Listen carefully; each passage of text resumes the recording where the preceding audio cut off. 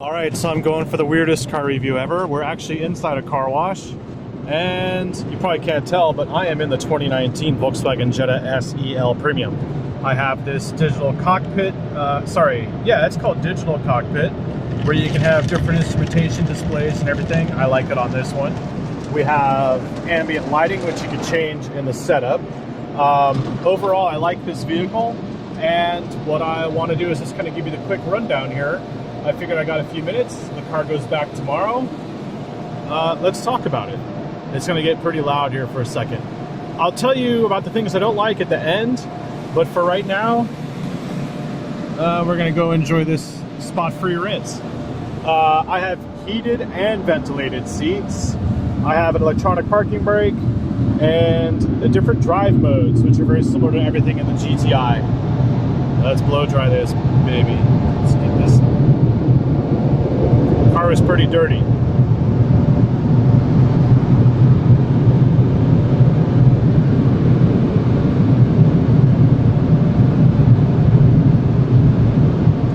Anyway,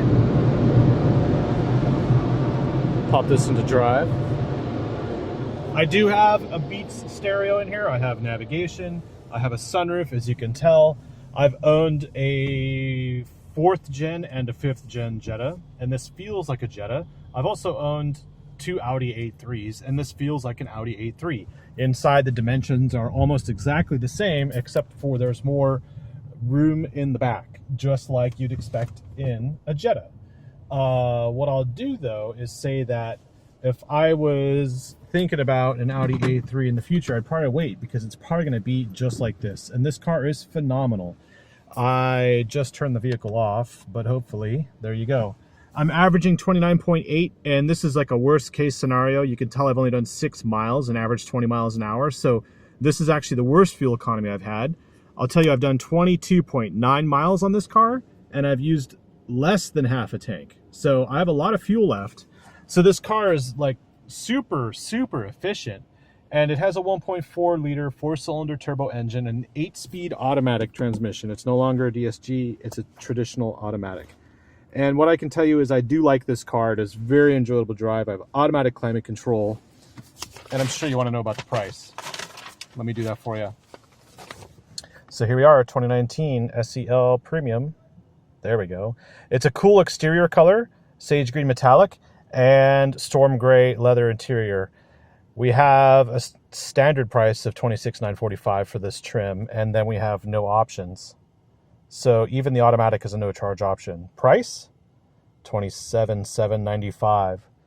So here's the average fuel economy. It's the same engine, except this one has an automatic. The Jetta S that I previously drove in LA, which you'll see my video of that before this one. So my previous video to this was the Jetta S manual. So the bone stock one for like $19,000, or this practically loaded for 28 grand. So I do like this one more if I was a first-time driver or a college student or something, or I really just wanted to spend a lot less. That would be a good choice if you don't mind upgrading a stereo, because the stereo in that was quite cringy. This being a Beats stereo definitely delivers. I think it's a little bright, but there is a sub in the back. Something interesting too is, and I'll show you. Let me just go ahead and exit.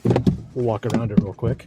Very nice trim in here. It's not fake wood look. It's more of like a metal, really cool grain, kind of like subtle halo effect. Auto power windows up and down on all doors. And of course, auto headlights. The lights, by the way, are LED, and the turn signals in the rear are amber. So you have the orange color, and it's no longer just the red brake light being used as the tail light and the turn signal. Great cup holders. We have a USB port up here. The S only has that, but in the SEL we have a USB port and an aux jack in here. I'm running through this real quick. I am losing some daylight, and I want to just show you what this car is really all about. Very cool seats. There is also a glove box. No light, but of course this one has the interior lighting, and we also have SD card slots, which one I think holds the navigation map. Let's see. What is this? Yes, that holds the navigation. And then the other one you can use for music. And there's also a CD slot. You don't see that in many cars these days. Okay, let me move to the exterior.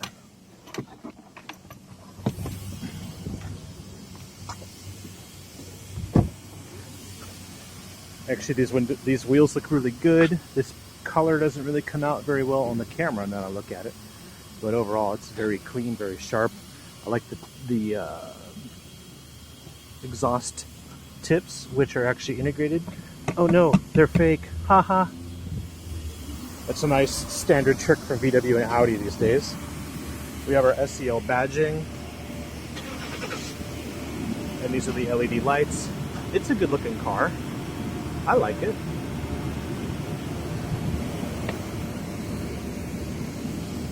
I'll show you two between the S and the SEL.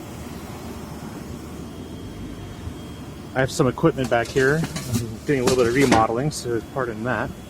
The S had run flat tires. This SEL actually has a spare tire. This little thing in the middle here is the subwoofer for the Beats stereo. So we have a jack and a kit, whereas the S only had a tire fix kit. So yeah. Standards, rear camera. Let's see if I hit the lights. See? There you go.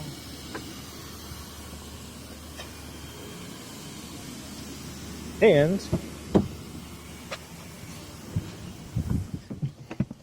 overall, a very nice car, very decent to drive around town. I was never actually wanting more power out of it. It's just a decent commuter. I would say the drawbacks are three things. Number one, this armrest is not height adjustable. It's just open or close. So they need to fix that. Number two, when you're driving along, you cannot adjust the stereo bass, treble, balance, tone, any of that while you're driving. You have to be completely stopped. And I don't think that's right. And number three, these seats are slightly uncomfortable. For a car that gets this much fuel economy, I would expect someone to want that because they have a long commute or they need to be far away on weekends and stuff, and they need a car that's very efficient and can pay off. These seats only have lumbar that go two directions, out and in. They don't go up or down. And they have a little bit of a lack of support for me. I'm 6 feet tall, 252 pounds. The seats are relaxing, but they're a little lacking in firmness, and it makes a long drive a little fatigue-inducing. It's still nice. I'm not saying it's terrible, but it's just a little bit short in the comfort department. That's about it. This car is great otherwise. And of course we have radar cruise, lane departure system that keeps it in line, and yeah, I'm not going to do much other than to say, if you don't drive one of these and cross-check it with a Corolla, the Camry's kind of too big to be considered a Volkswagen Jetta competitor, but maybe the Chevy Cruze. And I've always called the Chevy Cruze Premier like one of the best starter $27,000 point cars. This may have just knocked that off the mark. This Jetta SEL Premium with the automatic and everything, it really delivers in more modern, sophisticated ways than the Chevy Cruze does. Although the Chevy Cruze has heated steering wheels and the heated steering wheel and heated rear seats and a Bose stereo. It also has a touchscreen nav and everything and a sunroof. I think that between the two, I would be hard to choose between the Cruze Premium or the Cruze Premier and the Jetta SEL Premium. The Corolla I wouldn't care about. There's a new one coming out anyway in a year or two. So this is it, the Jetta.